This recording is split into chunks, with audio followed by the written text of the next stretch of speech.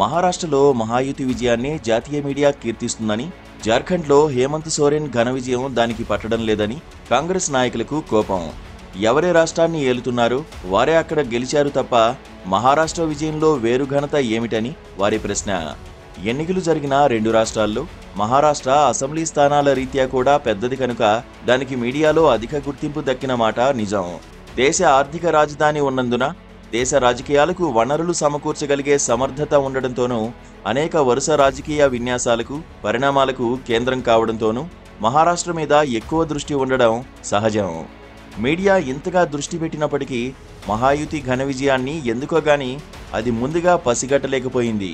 Parliament ఎన్నికలు జరిగి ఇంకా 6 నెలలు కూడా కాలేదు. అప్పట్లో 48 స్థానాల్లో 30 మూటగట్టి మహావికాస్ అఘాడీకి ఇచ్చిన జనం ఇప్పుడు ఆ కూటమిని ఇంతలా ముంచేస్తారని ఊహించలేకపోయింది. పోటీ చేసిన 17 ఎంపీ స్థానాల్లో 13ని అప్పట్లో గెలుచుకోగలిగిన కాంగ్రెస్ సహా అఘాడీ పార్టీలన్నీ ఈ పరాభవాన్ని లోతుగా సమీక్షించుకోక తప్పదు.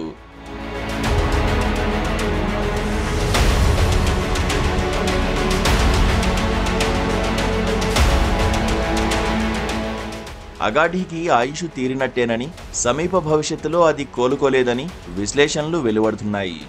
ఏక్నాథ్ సిందేల్ను సృష్టిస్తాం, మిమ్మల్ని కూల్చేస్తామని వెన్నుపోట్లకు చీలికలకు ఒక నిలువెత్తు నిదర్శనంగా, ఆయుధంగా విపక్ష పాలిత రాష్ట్రాల్లో బీజేపీ నాయకులకు ఉపకరించే ఓ వ్యక్తి ఎంత అద్భుతం చేస్తాడని ఎవరూ అనుకోలేదు. దశాబ్దాలుగా మహారాష్ట్రను ఏలిన 2 రాజకీయ కుటుంబాల నుంచి చీలి వచ్చిన వారిని ముందు పెట్టి బీజేపీ నెరిపిన ఈ రాజకీయాన్ని ప్రజలు ఒప్పుకుంటారనుకోలేదు.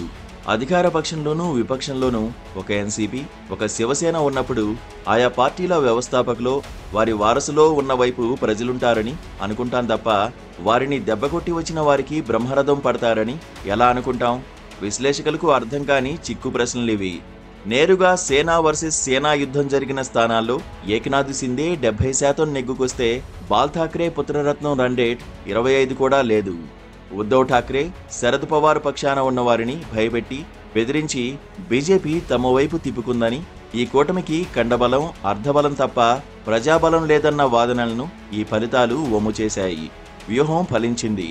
నిరీక్షణ ముగిసింది కనుక ఇప్పుడు స్టీరింగ్ వీల్ ముందు ఫడ్నవీస్ను కూర్చోబెట్టి బీజేపీ నేరుగా రాజ్యం చేయాలని ప్రయత్నిస్తోంది. ఇంతకాలం బీజేపీని హద్దుల్లో ఉంచగలుగుతున్న సిందే ఏం చేస్తారో చూడాలి.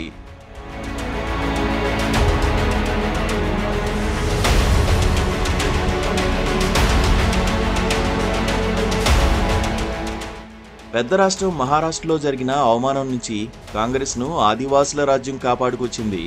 ఈ విషయంలో జార్ఖండ్ ముక్తి మోర్చాదే అధిక వాటా అయినప్పటికీ కాంగ్రెస్, ఆర్జేడీ ఇత్యాది ఇండియా బ్లాక్ పార్టీల సమిష్టి కృషి కారణంగా బీజేపీని సుదూరంలో నిలువరించడం సాధ్యమైంది.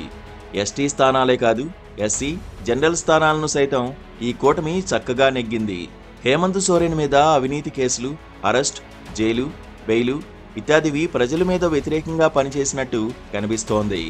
ఈశాన్య జార్ఖండ్లోని సంథాల్ పరగనాస్ పూర్తిగా బంగ్లాదేశీ చొరబాటుదారులతో నిండిపోయిందని, అసలు ఆదివాసీలకు ఏదో అన్యాయం జరిగిపోతోందని బీజేపీ చేసిన ప్రచారం కూడా ఫలించలేదు. ఆదివాసులకు, ముస్లింలకు మధ్య విభజన రేఖ గీయాలన్న ప్రయత్నాన్ని ఓటర్లు తిప్పికొట్టారు.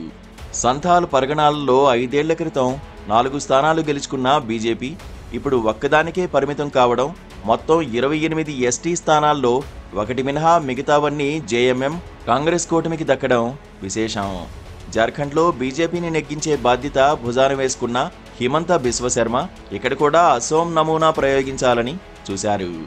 జేఎంఎం, కాంగ్రెస్ కూటమిని ముస్లిం అనుకూల, ఆదివాసీ వ్యతిరేక శక్తులుగా చిత్రీకరించిన వీడియోలు అనేకం ప్రచారంలోకి వచ్చినప్పటికీ ఆదివాసులు ఆ మాయలో పడకపోవడం, చంపై సోరెన్ వంటి వారి మాటలను నమ్మకపోవడం విశేషం.